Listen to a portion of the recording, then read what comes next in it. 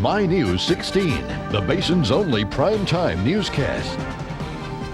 Good evening, everyone. I'm Sarah Strackhouse. Odessa police continue to investigate a kidnapping that ended with the murder of an Odessa man. CBS 7 was the first to report the connection of the kidnapping and the shooting. Tonight, we're learning more about the victim. CBS 7 and My News 16's Tatum Gwynn has been searching for answers all day. Tatum. Never judge a book by its cover. That's what friends and family say about Sean Lamb, the man found shot to death in an Odessa alley yesterday afternoon. It's kind of a shock. It just happened out of nowhere. Leslie Pickens, Lamb's sister-in-law, says Sean was a good person. Lamb's friends didn't have much to say to our cameras today, but took to social media saying they can't believe the fate of their friend. Friends also say he got mixed up in the wrong crowd, but say he would do anything for anyone. Have any idea why this happened, or? No. Okay. Families say Lamb was released from jail last week and was ready for a fresh start. Another twist to the case, police say that they still don't have a suspect. They say once they get a suspect, they'll be able to put together why this happened to Sean Lamb. They're encouraging anyone with any information to contact Crime Stoppers. Now, while some educators believe that incorporating technology into their lesson plans can be helpful, others say it's slowing down children's speech development. CBS 7 and My News 16's Macy Marigi spoke with preschool teachers who say that they're seeing this problem more often, and it's making the entire education process more difficult. Macy.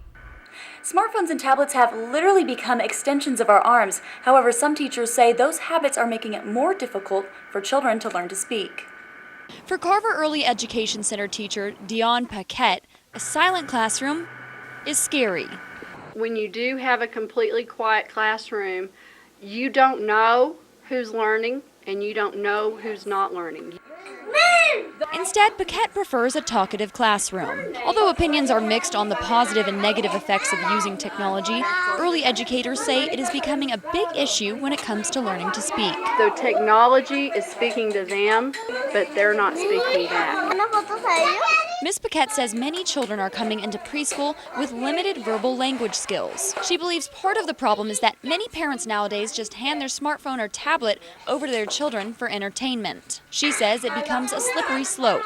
But if they don't have a good grasp of the language and a great grasp of vocabulary, they are not going to be able to read with meaning. Ms. Paquette says the key to incorporating technology into the learning process is by interacting with your child while they use the device, asking them questions and pointing out observations. Experts say the best thing you can do is take the phone back and talk with your kids. In Odessa, Macy Marigi, CBS 7 News. Macy, thanks. People at one Odessa apartment complex are dealing with potential health risks because of a sewage line leak. Most of the sewage has been cleaned up and management tells us that they're bleaching and sanitizing. But residents still worry about the health risks from the wastewater. This was the scene the past couple of days for residents that live in the Arbor Point apartments. Some we spoke to didn't want to speak on camera. 2 or 3 days ago, there was just water running down the thing, and it smelled like sewage and stuff, and I've just been dodging it. I know they've had several problems throughout the year, including last year. But smell wasn't residents' only worry. The kids can get sick, animals can get sick, the older people can also get sick with all the waste lying around. In sewage water, there's bacteria in it, E. coli, and there's also parasites called Giardia could be present in sewer water, and there's also some viruses, hepatitis A and hepatitis B, that could be present. Bruce Cunha with the Ector County Health Department says it's a legitimate worry. As soon as I pulled up, the sewage was running down Pembroke, and I found the place where it was coming out, took some pictures. He says in as little as 10 hours, someone could get sick. It happened in 2012, and a lot of times it's tenants, there's stuff in disposable diapers, rags, or anything. Kids will stuff down commodes or get down the line. It tells us this complex is recently under new management, and in addition to that, this has happened to a few apartment complexes in the area. He says if you've accidentally touched the sewage and feel sick, go to the doctor right away and get tested. The Odessa Animal Shelter Advisory Committee is working toward making changes. Committee members met today to discuss the cleaning of holding areas in light of report of contagious diseases. Members of the shelter committee say they want to see vaccinations for incoming animals in the long term. The shelter has already made some changes requested by the committee. Odessa Animal Control is putting the dogs that we have impounded on Pet Finder, and you can find that on the Odessa PD website. And the shelter says it is also microchipping every dog that is adopted out. We've posted a link to the shelter's Pet Finder page on our website at CBS7.com. Wood City of Big Spring has a problem with people stealing water. And as CBS 7 and My News 16's Andrew Bovin explains, it's gotten so bad that innocent homeowners are having to pay the price. City officials say people stealing water is proving costly. They see about 4 to 5 cases a month. The city says revenue is down about $500,000 despite using more water from the CRMWD. They say people are using equipment like this to bypass the meter and steal water, known as jumping. They will now keep closer tabs on water meters and investigate cases where bills have a sharp drop-off. Looking at customers whose water use has suddenly dropped without explanation. Looking at customers who are supposed to have idle meters and nobody living in the house to see if there is somebody living in the house. If the city can't close the gap in revenue, staff says rates will likely go up. Residents found jumping the water meter will be charged $300. Reporting in Big Spring, Andrew Bovin, CBS 7 News. Andrew, thanks. Keeping an eye on Big Spring, City Council passed a 3-month halt to permitting development on the north end of town. Council members say this delay will give them the time to zone the land correctly and bring in sewer and water lines. Officials say many hotels and home builders have shown interest in the area. Council says they don't want to halt development longer than they have to. So if everything is in place before the 3 months is up, they will lift the moratorium. Yeah, the city has a 30-year plan, and we want to make sure that we get the best development in this area. Right now, it's currently zoned, to my understanding, as a light commercial, and when you zone it light commercial, you're limited to the things that you can do in the area. Some landowners expressed concern in the council meeting about the 3-month moratorium. An Encompass Academy kindergartner is being called a hero by the Odessa Fire Department. Derek Hefner received a life-saving award today. Firefighters say after seeing a man collapse, Hefner quickly called for the help that saved the man's life. I think I made once. That way like this. Yeah, you did. You saved his life. You did. Derek's mom says she taught him what to do in case of an emergency and isn't surprised that he took action. One class of San Jacinto Junior High students had a treat today. They got to see nationally recognized fighters perform right in front of them in a Brazilian Jiu-Jitsu gym in Midland. On top of that, the students were taught about anti-bullying and having confidence. The instructors also stressed the importance of reaching your goals. You know, definitely anything is achievable. You know, you just have to push for it. Like I was saying, sacrifice and things come along the way, but you know, the fruits of your labor are always worth it. In regards to the bullying, the instructors stressed that with that comes more confidence. You'll be less appealing as a victim for a bully. With your eye on Texas, 2,100 Texas Panhandle residents have started to return to their homes after a wildfire forced them to evacuate. The fire was 85% contained late Tuesday. A Forest Service spokesman says that some hot spots remain. 156 structures, more than half of them homes, were destroyed by the fire that broke out Sunday. Authorities have attributed the death of one person to an apparent heart attack. An extremely rare 4.0 earthquake hit near Youngstown, Ohio 3 years ago, and some residents suspected that fracking was the cause. Now, almost 2.5 years later, a dozen of tremors later, state geologists have confirmed a probable link between fracking and earthquakes. Omar Villafranca reports. Richard Grimm says he reluctantly agreed to lease his land in Mahoning County, Ohio to an energy company for fracking. Now he's feeling the quakes. A little bit of trembling in the house, picture shaking in the house. For the first time, state scientists in Ohio are making a direct link between fracking and earthquakes. The drilling process shoots a mix of water, sand, and other chemicals into rock more than a mile underground.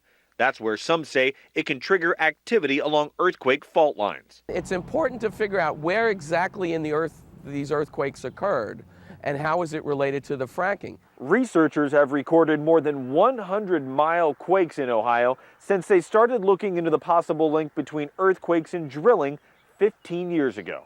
The state has temporarily shut down a group of wells suspected of causing quakes and is setting tougher standards for drilling permits. But many see fracking as a boost for an economy that struggled after the steel mills closed. Industry spokesman Mike Chadley believes the drilling is still in the state's best interest. This is a powerful thing in the state of Ohio. It's changing a lot of lives, saving a lot of families, a lot of businesses. Slowing it down is certainly something we want to watch. Grimm says he'd gladly give back the money he received from the energy company.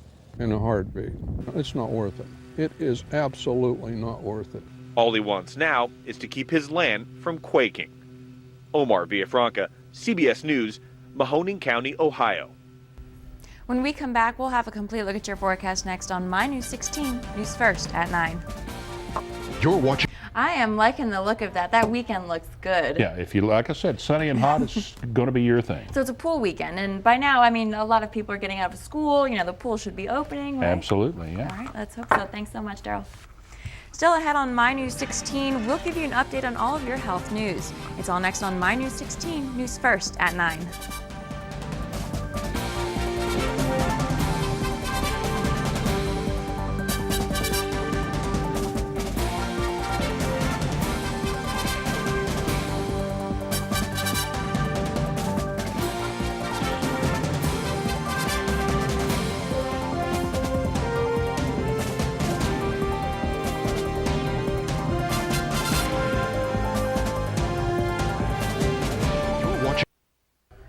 Welcome back. The disease known as MERS may be spreading from Florida to other parts of the country. The CDC says more than 100 people at 2 Florida hospitals may have been exposed to the respiratory infection, which has killed 145 people worldwide. Marley Hall has the latest from New York.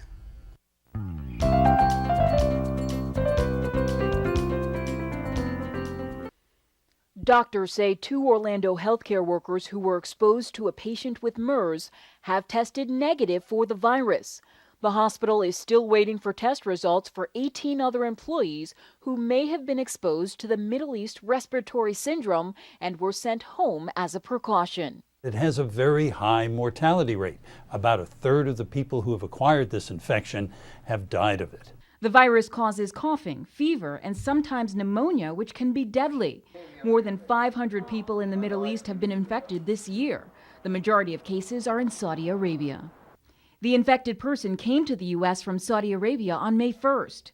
The passenger took 4 flights from Jeddah to London, then to Boston, Atlanta, and finally Orlando. While flying, the traveler developed flu-like symptoms and was admitted to the hospital in Florida a week later.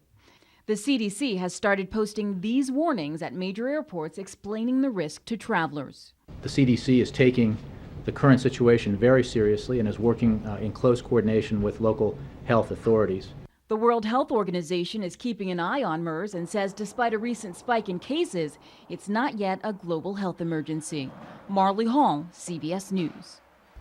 Last week, a patient was hospitalized in Indiana with MERS but has since been released. Currently, there are no cure or vaccines for the virus. And a new health warning is issued for women who go through menopause early. And the Centers for Disease Control releases its annual report on health and drug use. It's today's medical headlines. The CDC reports about half of all Americans reported taking 1 or more prescription drugs from 2007 to 2010. In that same period, the number of adults using antidepressants quadrupled. The CDC also says antibiotic prescriptions for people experiencing cold symptoms dropped 39% between 2009 to 2012. And women who go through menopause between ages of 40 and 45 have a higher risk of heart failure, according to a new study in the journal Menopause.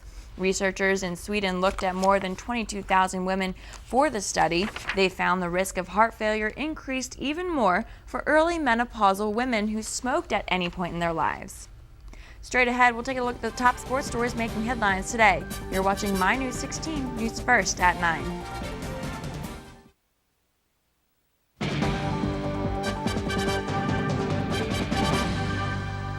Welcome back. The road to the Women's Junior College National Championship officially gets started for Odessa College tonight at St. George, Utah. And the Lady Wranglers come in as the 6th seed up against the 11th seed, Seminole State out of Oklahoma.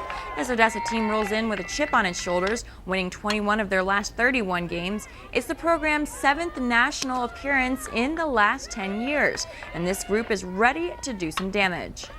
Yeah, we feel good about where we are. We had a good regional tournament.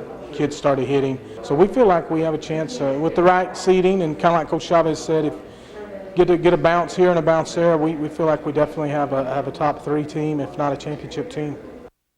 And the Lady Wranglers have landed. This picture sent to us earlier today from Utah. We'll be cheering them on from West Texas. We'll check back in with the Lady Wranglers tonight at 10 on CBS 7. The Midland Rockhounds have battled through all sorts of injuries to start the season. You've got Addison Russell, the Athletics' top prospect, down for the count with a torn hamstring. Raul Alcantara, the ace pitcher on the DL, and Darby Myers, the team leader, also gone. But somehow Midland sits just 4 games out of first place. So the question is, how? You know, it's just a matter of the guys that have stepped in and stepped up, taking advantage of the opportunity, going out and do the best they can with the skill set that they bring each and every day. The fact that we're hopefully towards the end of it and we're still, battling with Frisco for first place is definitely very uplifting. The Rockhounds take the field tonight with the Rough Riders. Again, Midland just 4 games back from first place, Frisco. And over at the Ector County Coliseum, the Odessa Jackalopes removing the interim tag from Greg Gatto and naming him head coach this afternoon. Gatto becomes the first team's 3rd head coach since the team's transition from pro hockey to juniors. When I played, I like to say I worked hard and I was fiery and I want to get guys going, and I thought the last 10 games, we had some scraps, we had some body contact. I thought it was very energetic, and I think if you have that passion and we're bringing that to the dressing room, the players are going to bring it out on the ice. And the Jacks also hiring David Holt as the new team president. Holt has been in private business as an entrepreneur and owns 2 companies in Oklahoma City. We'll be right back after this. Stay with us.